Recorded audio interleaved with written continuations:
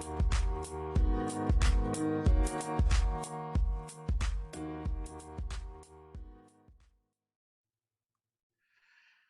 guys, welcome to the Inside Scoop. This is a special edition of the Inside Scoop where I'm having a one-on-one conversation with my friend Michael Byers and also a parent. And we're naming this podcast The Idiot's Parents Guide to Training Your Own Child. And I was teasing Michael in the interview saying, hey, I was that idiot parent and it took me 10 years to not be an idiot. And I want to shorten that time for other parents. So what we're going to talk about in this podcast is training your child one-on-one and training the first steps to training your youth soccer player, okay? Now, we all know that you could just lock them in the basement and force them to do foot skills work and they will be better, right? But no one's going to do that. No one wants to do that. And you don't want to miss the plot and demotivate your child trying to help them get better at a sport that they love. So through a lot of trial and error, I have learned a few tricks of the trade that I'm going to share with Michael. And I want you guys to listen in and then comment in the comment section if you have any good ideas. Again, my name is Neil Crawford, and I'm the founder of Anytime Soccer Training. And Anytime Soccer Training is a website that we're launching that will have over 1,000 follow-along videos and over 200 hours of follow-along training content covering all the major areas of individual skill development. But our mission is twofold. Number one, we want to help your child reach their full potential in soccer by providing world-class online training content. But that's not enough. That's not all we have to do in order to help our children grow and develop. We also want to empower parents with actionable information that will help them support their child. And that's what this podcast is all about. Sometimes we'll talk to coaches from around the world and parents from around the world. And sometimes we'll talk to parents right in the backyard. But the biggest theme is we want you to walk away with actionable, not these lofty youth development, no, actionable insight that you can do right now to help your child reach their full potential.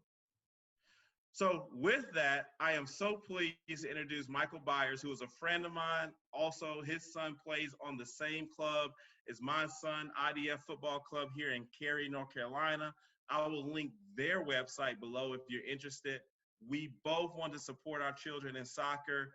His journey, and he'll tell you more about it, is he has two children. One plays high school and some club soccer that she's a teenager.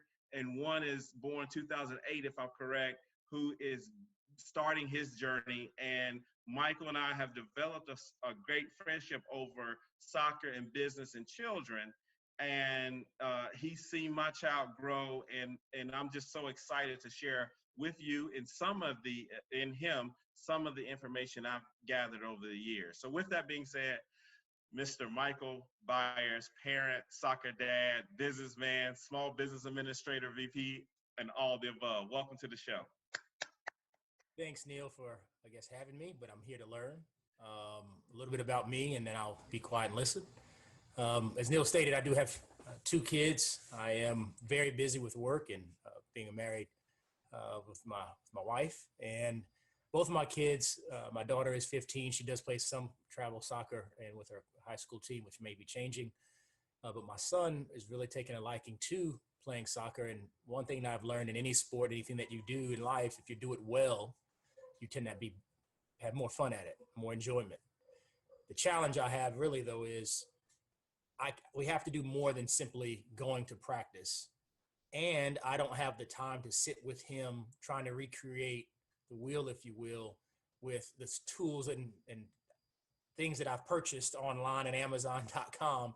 I'm trying to figure out how do I consistently get maybe 10 to 15 minutes out of him on a daily basis to build his technical skills.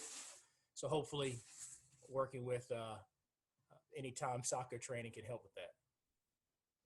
Thank you. Thank you. So let's just jump right into it. So the first thing is I had an overarching view on what I wanted to get out of working with my child first, before we got into the blocking and tackling of soccer. There's two reasons, and you already said one of them, so we're on the same page, that I take a vested interest in my child's soccer development. Number one is I use soccer as a platform to teach him valuable life lessons. These are obvious, so I'm not going to go too much into it, but work hard at what you do, arrive early, work, stay a little bit later. But the most important one to me, well, one of the most important ones to me is, hey, when everyone is doing the same thing, you have to figure out a way to be a little bit smarter than the competition as well. So you got to work hard, but you also got to work smarter. That's what Anytime Soccer is about. But Anytime Soccer Training is just a manifestation of this philosophy. So that's the first thing. And you already said it. The second thing is, if you establish these foundational skills very early, they will enjoy the game more. And it's a self-fulfilling prophecy. The more technical they are, the more they get the ball. The more they get the ball, the more fun they have playing the game, right? The more fun they have playing the game, the more technical they'll become. The more technical, and it's just a feedback loop. And the more technical they are, or the better they are with the ball, the more the coaches and the other kids will put them in a position of leadership. And so I saw that very early on. So with my youngest one, who was born 2013, and my older one was born 2010, I knew I wanted to give them a head start before they joined the club. So then the question becomes, well, how do you do this without driving them crazy? And if you spend any time on social media, you're going to see parents proclaim, and I got my air quotes up if you're listening to this, how much their child loves to train. But to get the thousands, right. But to get the thousands and thousands and thousands of extra touches that you need in order to master the ball, I have never met a child, and please comment if you disagree, that loves it. I've never met a child who gives a speech, say a famous musician, and says, yeah, I love when my parents forced me to practice my scales. Or a linguist who said, yeah, I loved it when my parents forced me to practice, verb conjugation, noun conjugation. No one loves the dirty work. So the challenge is, how do we get those extra touches for our child in a way that doesn't frustrate them, definitely doesn't overdo it with them mentally or physically, and you don't get frustrated? And I stumbled on a formula that works for my family that I want to share with you. Now, before I share what I do in terms of an overarching philosophy, let's talk about two or three of the biggest pitfalls I see with parents when they're training their own child. Number one is they try to overload the child with too much information too quickly. I believe the teaching and the learning and the strategy and all that kind of stuff is best served by putting the child in a proper coaching environment. So let the professionals, the trainers, do that. You don't spend too much time worrying about that. That's number one. And the second pitfall I see is parents oftentimes try to do too much. You should spend the time trying to help your child get really good at a few things. And you as a parent should be very good at delivering some simple content that your child can practice over and over again. So the analogy I would use is, or the example I would use is, I'm not a trained coach. So I can't go and train everyone's team and everyone's kid. That's what your coach is for. But what I can do is become an expert on a few things within my own child. And that's kind of what I would recommend. Okay. Now, with that being said, I'm going to end this speech with 5 areas that I think the parent trainer should focus on. And then we're going to talk about the sessions that I set up for my child that reinforce these 5 areas. The first area is repetition, repetition, and more repetition. I find it best for the parent trainer to focus on allowing those, to create a system, a routine to allow those children, your child, to get the most touches in the shortest amount of time. The reason this is important is because it's physically impossible for the trainer or the coach to do that. And most young children just are not going to do it on their own. They just won't. So focus on clear routines. They should know the routine almost by heart and get those repetitions in. That, and then also as a parent, you have total access to your child. So you have an opportunity to get those little reps in, 5 minutes here, 15 minutes here. It's not overwhelming. As a matter of fact, my son had training today. And after training, we stopped at a field and he did one of the Anytime Soccer, shameless plugs, but it's true, skill of the week videos. And he was able to get 500 touches in 5 minutes. And I can guarantee you those 500 touches in those 5 minutes are more touches than he got in that entire practice. It's not devaluing the practice because there's a lot of teaching and learning, but just growth, repetitions, it's best done individually. So repetitions, repetitions, repetitions. The next thing is a relentless focus on being two-footed. A relentless focus on being two-footed. You probably can hear my passion because I just want parents to understand this. No one is going to ensure that your child can use both feet equally if you don't do it. My focus on my older one using his left foot was so relentless that his teammates and other parents thought he was thought he was left-footed for years. It wasn't until he got stronger with his right foot that they realized he was right-footed. And I'll share a couple of tips throughout the video on how I help my son focus relentlessly on being two-footed. The next thing that a parent trainer should focus on is perfecting aerial control. That's a fancy way of saying all the things around juggling and controlling the ball in the air. This is something that must be done individually and something that children in general don't like doing on their own too much. But you as a parent can set up routines to help them learn how to juggle both feet seamlessly if you use short bursts that keeps them from being frustrated. My son, born 2010, can juggle nearly 3,000 times. It's not because he came out of the womb with a soccer ball. It's because we would do 5 to 10 minute juggling sessions before school each day.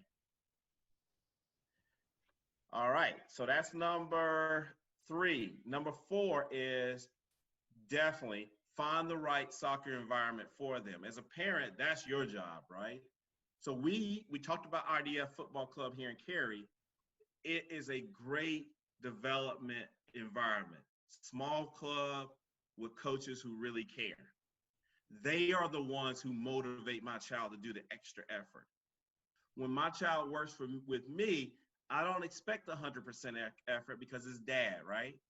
I expect my child to give me about 60, 70%, and then I'll push him a little bit on various exercises. But he respects the club at IDF, and he gives them his 100%.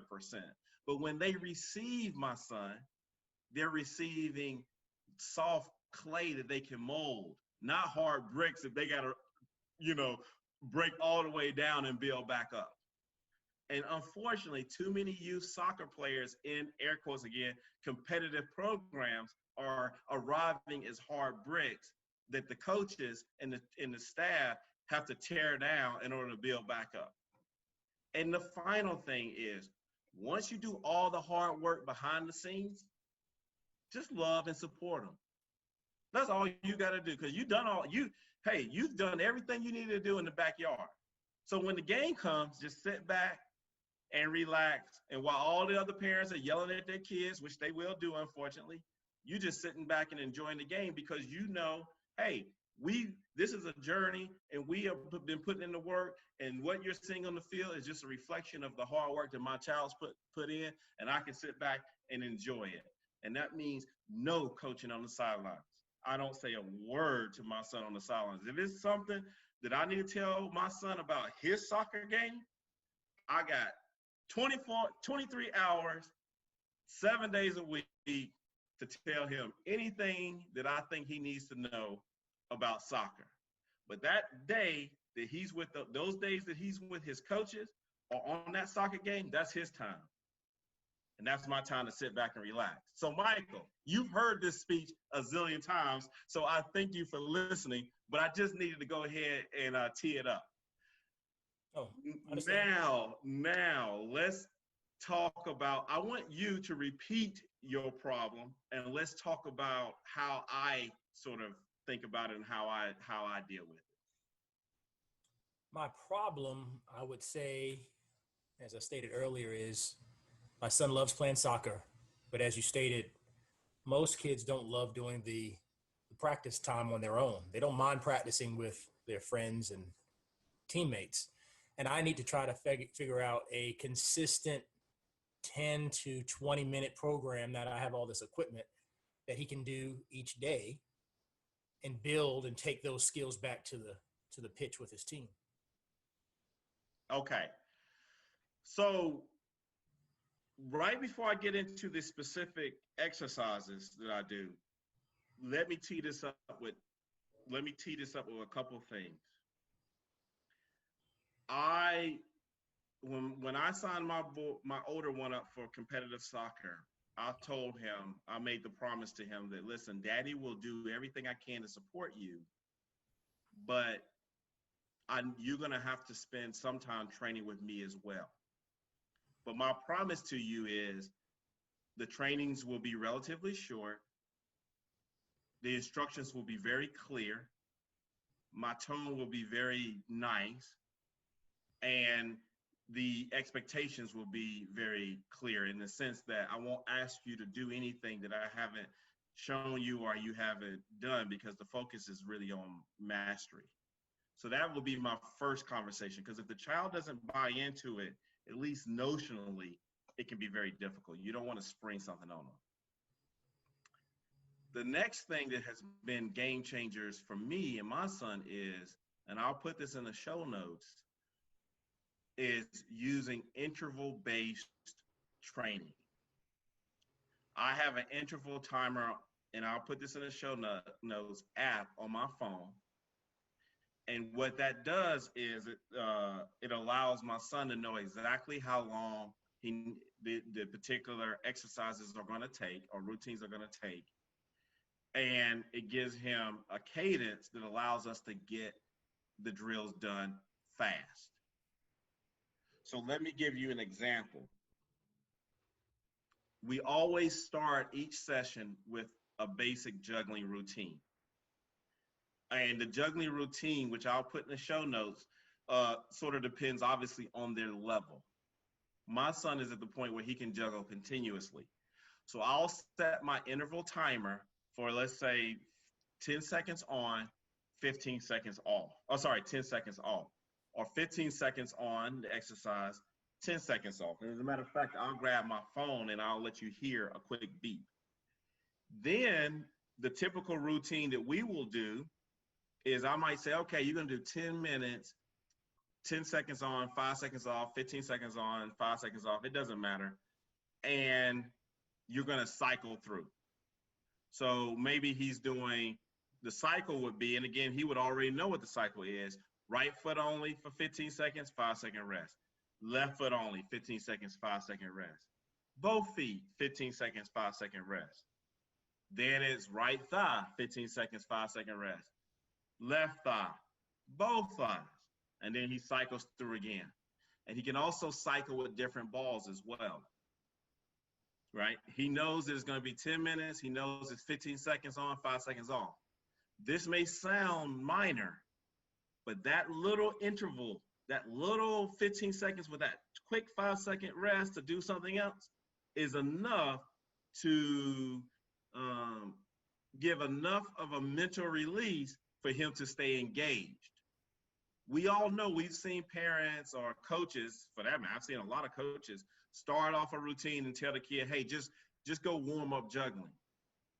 But what happens is, you know, they'll kick the ball and they go way over here and then they'll chase it and kick it over here. But with the interval-based routines, they're getting maximum touches in the shortest amount of time. So I'm gonna let you hear how it might sound on my phone. And for those who are watching the video, you can see the time, the interval timer here. And then, Michael, I'm gonna pause and see if you have any questions about what I just said. So you heard the click. So my son would be doing, say, right foot juggling for 15 seconds. And if you look at this particular thing, is set up for 5 minutes, okay? So he's going off. Then it's a 5-second break. He knows, okay, now he's about to do, say, left foot. And it goes on and it just counts down. And while he's doing that routine, I'm setting up the stations for the next routine. And I know I have 5 minutes or 10 minutes to get everything else set up. Okay, and I generally start with a juggling or aerial warm-up as the session to get his legs and get him warmed up. And I never ask them to do more than they can do. And what I mean is, if your son or daughter can't juggle continuously, just have them do juggle catch. It's much better for them to do a consistent juggle catch than to be chasing the ball all throughout the yard. And people underestimate how important juggle catch is. And there's also continuous juggling where the ball hits the ground and they kick it, ball hits the ground and they kick it. That's what I do with my 2013. So do you have any questions, Michael, about that? No, I get that part. I think one question would be, is that a program that you've formulated on your own, or how do I get access to something like that? Again, my biggest challenge is not, I mean, you just gave me some nuggets, but now do I have to go think of this on my own? I'm trying to find something where, okay, 15 minutes here, Michael, here's the app, do this amount of juggling, here's the next activity. How do you get to that particular point? Yeah, so some of it is trial and error. Now, again, shameless plug. Anytime Soccer training will have over 100 juggling videos that are based on interval training like I just showed you. So the speaker will say, right foot only, right foot only juggling, or right foot only juggling catch, and they'll do it for 30 seconds and then they'll have a pause. So, and then I'm gonna create playlists which effectively all you gotta do is hit play and your juggling routine is there. Gotcha. Now, what I did as a parent, and I recommend this, is once you get a common taxonomy with your child by using Anytime Soccer or going on YouTube or using the other, there are other resources are out there, then you can write down, hey, this is kind of specifically what I want to do. Because that's basically what I did, right? I knew, oh, he needs to juggle with his right foot, he needs to juggle with his left foot, he needs to juggle with both feet. One thing that's hard to replicate in the technology is this, and it's what I call positive constraints. And I'm gonna write a specific ebook on positive constraints. Positive constraints is a fancy word we've created here at Anytime Soccer. It is almost like gamifying. So with the juggling routine, I showed you one way to get maximum touches is setting up intervals. But what if you want your child to, what if you feel like your child is not trying as hard as they should, or you want them to stretch themselves and you want to ensure that your incentives are aligned with theirs? Well, if you verbally chastise them or verbally try to encourage this, we've all been there. The child will likely get frustrated because his dad. Coach can say it, but if you say, and your son is a junior, if you say, Michael, you can do better, you can get fun, he's frustrated with you, right? Mm-hmm. So what I do is I use positive constraints. So I'll say, all right, Adam, let's say I'm working with his left foot because I got relentless focus on his left foot. You have 10 attempts to get, and I'll say 10 cumulative attempts to get 100 juggles. All right, so he's off. First one, he gets 15 juggles. All right, now and I'm counting his attempts. The second attempt, he does it, he gets 10 juggles. So cumulatively, he has 25. On average, obviously, this is basic math, he needs to average 10. I'm happy because he's really trying hard because he doesn't want to do it again. Because if he doesn't get to 100, he has to do it again. And the way we do it again is he gets 15 attempts, okay, to get 100. Let's say he doesn't make it again. All right, now he gets 20 attempts to get to 100. And that's a way for me to create stretch goals. He's motivated because he wants to get done. I know he's trying his best. And neither of us are mad if he doesn't make it because he can just do it again with 15 attempts. So the question might become, well, what happens if he figures that out and says, okay, I'm just going to mess up and so I can get 15 more attempts. That's what my younger one would do. Well, you're the parent and you're the adult, so you're smart and you're creating a system. So I would describe it like this: whatever behavior you want to change, build it into the game. So then in this scenario, I would say, okay, Adam, that's my oldest son. You got to get at least 50 to earn 5 more attempts. That way I'm not worried about him doing one juggle each 10 times and being like, okay, give me my 15 attempts.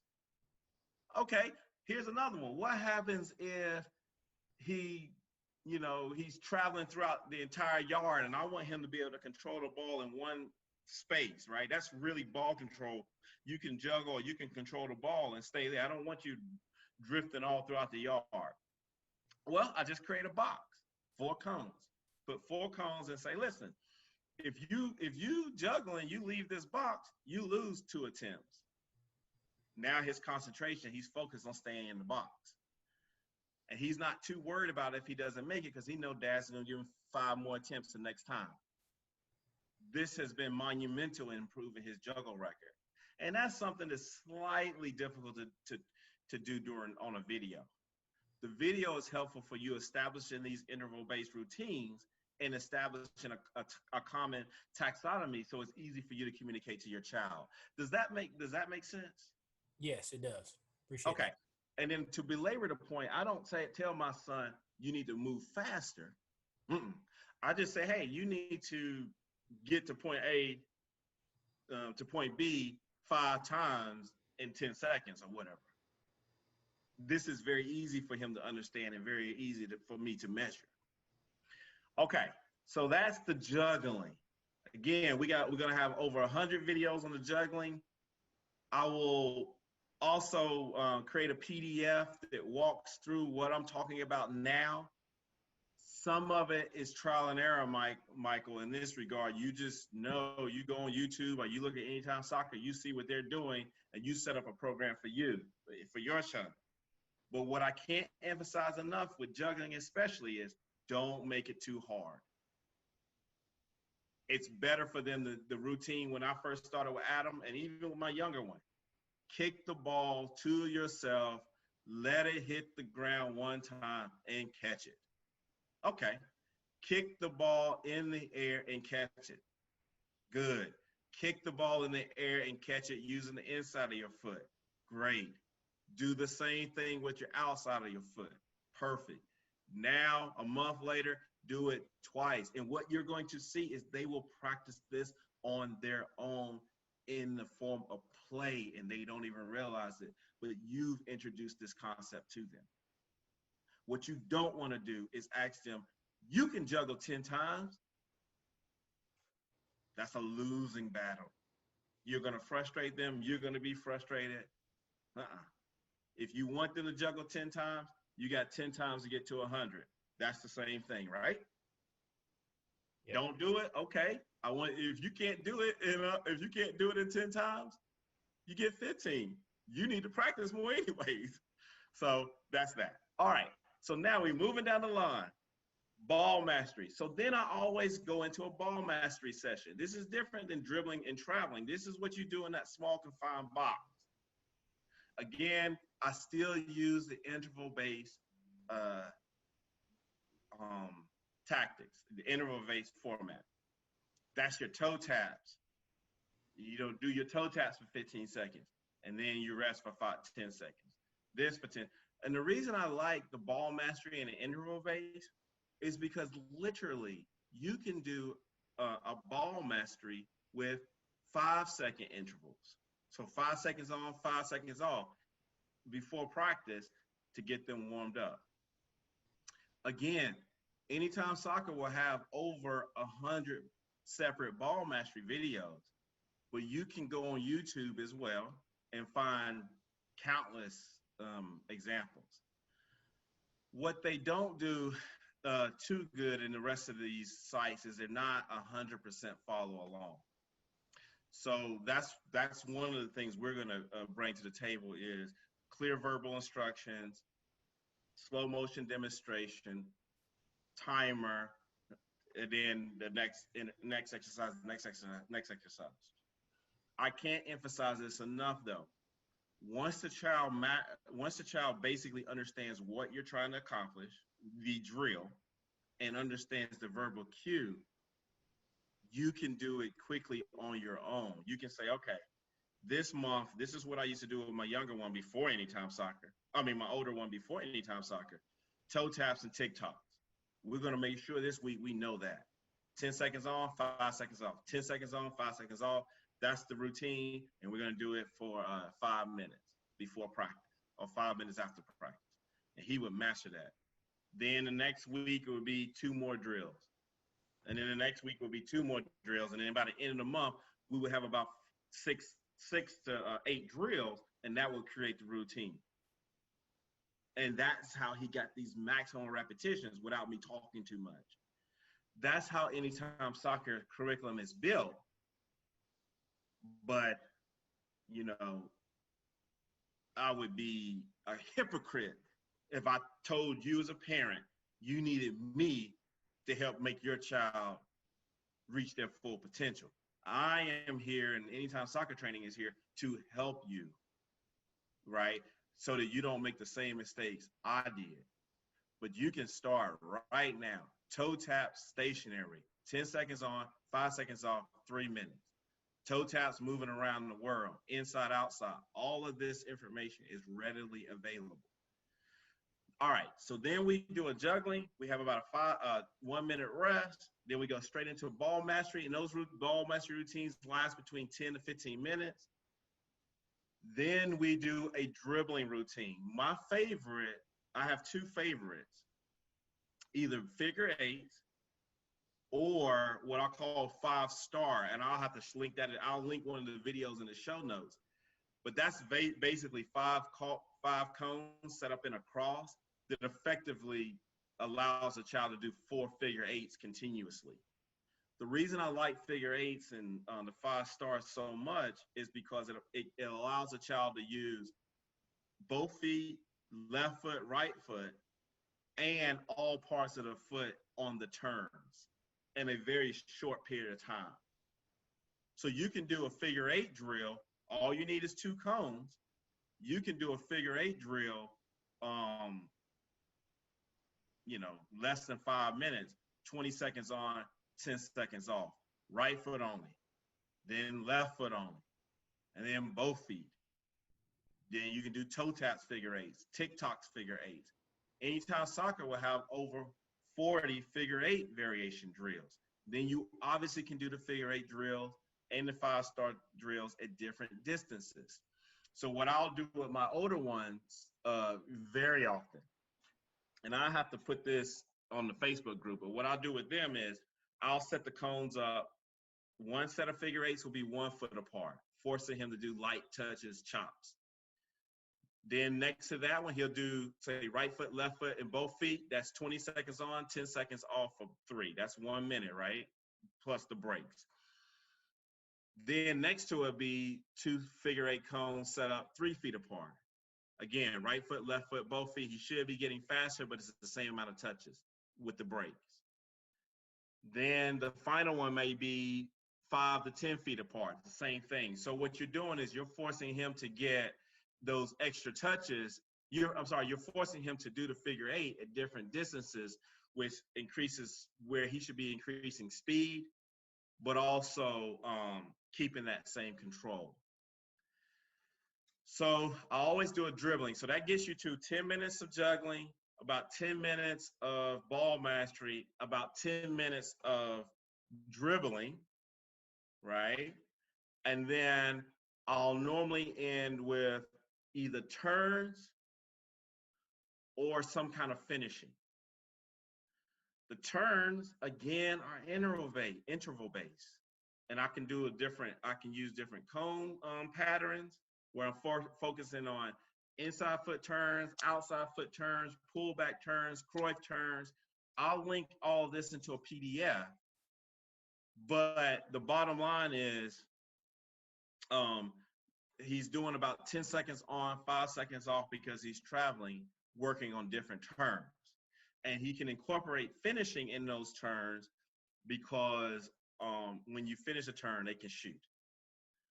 And then we also do a little bit of one-on-one where I'm just messing around with him in the yard. Now, each component, we talked about juggling, ball mastery, dribbling, turns, and finishing. Each component is between 10 to 5 minutes. And you can do each one of those components 2 to 3 days a week before or after practice. That's how I do it with my sons now. I'll do one of those components before or after practice. And then on a free day or off day, we might do the entire routine. And all of that then translates into thousands of extra touches and hundreds of extra hours per year. So I threw a lot at you for this recording. I threw a lot at you. A lot of it, parents have to follow up with some written instructions. But I just wanted to share those tips with you now and then get your feedback, Michael.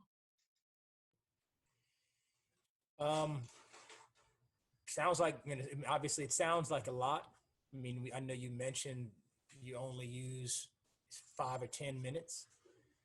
And what you're saying makes perfect sense in the sense of you want to get them involved and engaged from the timing perspective.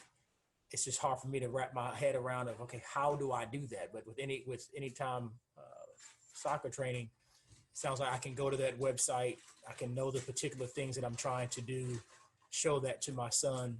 He can do those things and get familiar with them to where I don't have to show him the video over and over and over. Once he gets it, we can be out in the backyard. We can have it blocked off of 15, and we're going to do toe touches, figure eights, and juggling, and be done.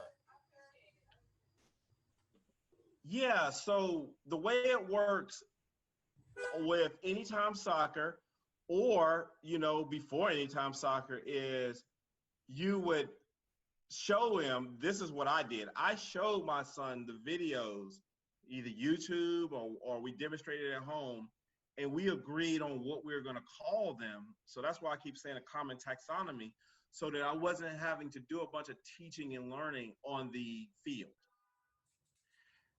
And then the emphasis was on him getting the most repetitions out of the training.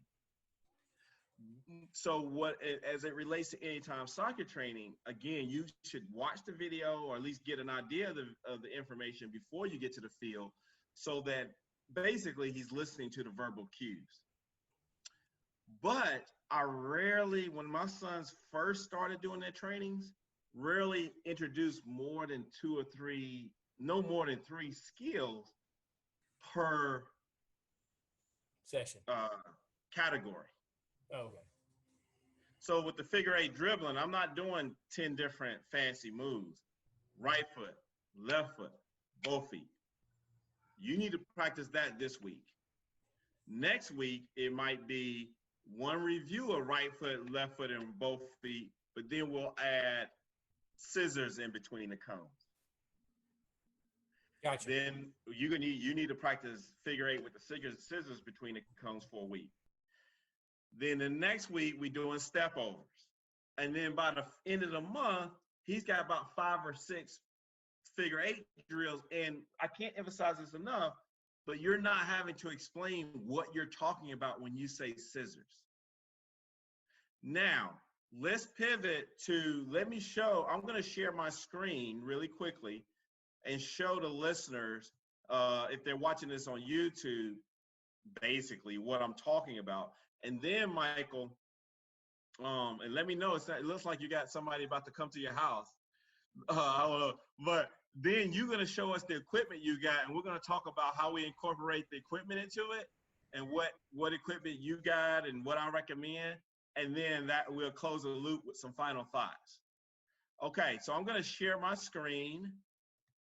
So if you look here, this is as a matter of fact, actually, let me log out here. So parents, you'll be able to, log in, single sign on. Your child could log in too, but as a parent, I hated trying to remember my child's password. So you can log in here as a single sign on. Boom. Then here are the different children. I'll just use the top one. So now I'm logged on as that child.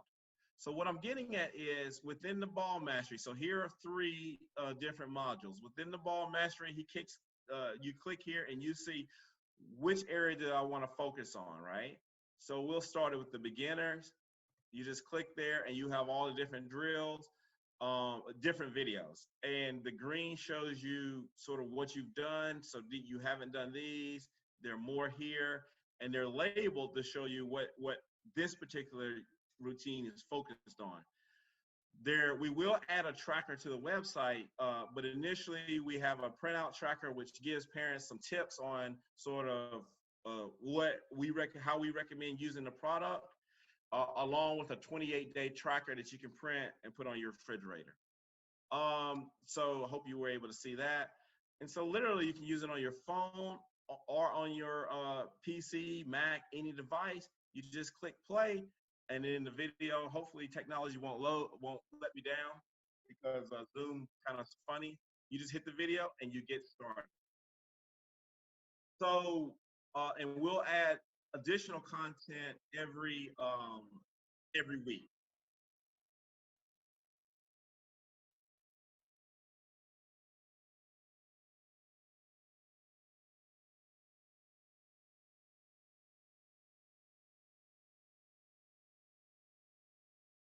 So here they're doing a demonstration. Your child sees that, and then they build on it. And so you can see, this is, Michael, what I'm saying, the interval timer. But if there is, and I'm going to stop the video now, if there's a move that you see that you want to introduce to your child, you can still use the same sort of format, because I think the format is what's most powerful. So I will stop there. I want to see what equipment that you purchased